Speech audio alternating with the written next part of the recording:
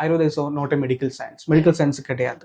எப்படி ஒரு மனிதன் வாழணும்னு தான் ஆயுர்வேதம் சொல்லி கொடுத்துட்டு இருக்கீங்க. ஃபார் எக்ஸாம்பிள் ஆயுர்வேதத்தில் ஒரு ஸ்லோகம் இருக்கு, அபியங்கம் ஆஜர நித்தியம் ச ஜரா சிரமவாதா. அபியங்கம் எல்லாருமே அபியங்கம் இஸ் ஆக்சுவலி எண்ணெய் தேய்ச்சி குளிதா, நம்மள தமிழ்ல சொல்ற மாதிரி எண்ணெய் தேய்ச்சி குளிச்சிடுங்கன்னு சொல்ற மாதிரி அதுதான் இது அபியங்கம் ஆஜர நித்தியம் ச ஜரா சிரமவாகா திருஷ்டி பிரசாத புஷ்டி ஆயுகு. திருஷ்டிக்கும் நம்மளோட முகத்துக்கு பிரசாதம் வர்றதுக்கும் ஆயுஸ் இன்க்ரீஸ் பண்றதுக்கும் எல்லாத்துக்குமே எண்ணெய் தேய்ச்சி குளி ஜஸ்ட் ஹெல்ப் பண்ணுன்னு சொல்லி. அது இல்லாம வியாயாமத்தை பற்றி சொல்லியிருக்கீங்க, லாகவம் கர்மஹரம்னு ஒரு ஸ்லோகம் இருக்கு. அது டெய்லி பண்றதுக்கு இந்த மாதிரி மெயின் அது ஒன்றுமே பண்ணக்கூடாது இருந்தா கூட அவர் பண்றது எல்லாமே பிசிக்கல் ஆக்டிவிட்டிஸ் பண்ணும்போது பாடி அதுக்கு ஏற்ற மாதிரி ட்ரெயின் ஆகும். ஸோ நம்ம இப்போ இருக்கிற லைஃப் ஸ்டைலு அந்த டைம்ல இருக்கிற life style entirely opposite 90 degree மாதிரி திரும்பி போயிட்டு இருக்கீங்க. ஸோ அந்த டைம்ல அந்த மாதிரி ப்ராப்ளம்ஸ் வரணும்னா 60 இயர்ஸ் ஜஸ்ட் இல்லைன்னா 50 ஏஜஸ் தாண்டணும். இப்போ 18 ஏஜ் டெஃபினட் ஆகி 18 இயர்ஸ் ஆகிட்டா அந்த மாதிரி ப்ராப்ளம் வர்றதுக்கு ரொம்ப சான்ஸ் அதிகமாகிடுது. ஏன்னா இப்போ இருக்கிற மக்கள்ஸ் எல்லாருமே எப்படி கம்ஃபர்டபுளாக உட்காரலாம் தான் நினச்சிட்டு இருக்கீங்க. அது எல்லாருக்குமே அப்படிதான்.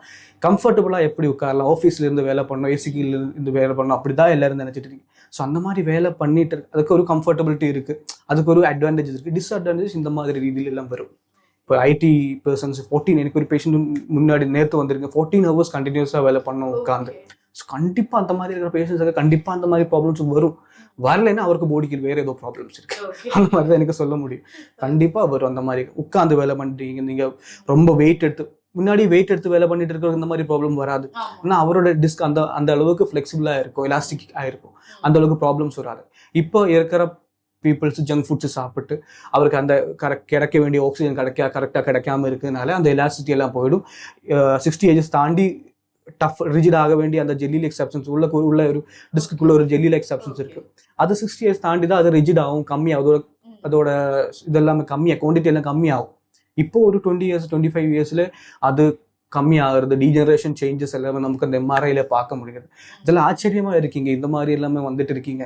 So because these are all because of our lifestyle. நான் சொல்ற மாதிரி கம்ஃபர்டபுளாக உட்காந்து வேலை பண்ணணும்னு நினைச்சிட்டேன்னா கம்ஃபர்டபிலிட்டி எல்லாம் உங்களுக்கு கிடைக்கும். பட் இந்த மாதிரி கொஞ்சம் அசோசியேட்டட் பெனிஃபிட்ஸ் அது கூட கிடைச்சது ஆகணும்.